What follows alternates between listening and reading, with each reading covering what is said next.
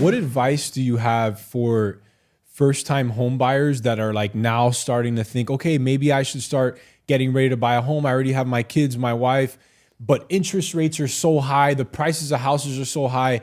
And then the other thing in the background is like, we have this new administration. Yeah.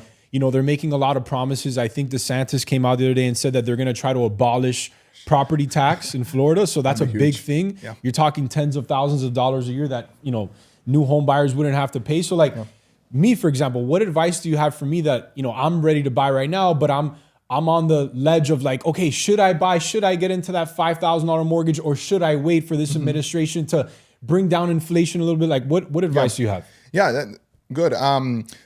Look, this is, a lot of people say it, and this is something that I actually, you know, agree with, is that, you know, the best time to buy a house is when you are ready to buy a house. I was actually talking to Dimitri earlier that even though, you know, the market is the way it is right now, the rates are the way they are right now, what needs to make sense for you is the house that you're purchasing and your monthly payment. So your rate might be high at the time, but you know, if the monthly payment makes sense for you and that is the property that you want, and you are meeting, you know, all those items that you need to meet in order to purchase a house, and it's the right decision for your family, I would say go for it. Go for it, because this is the right time for you. So when I speak a lot, you know, with especially with first-time home buyers that they're concerned about rates, they're concerned about you know, whether the market is going to crash or not, things like that.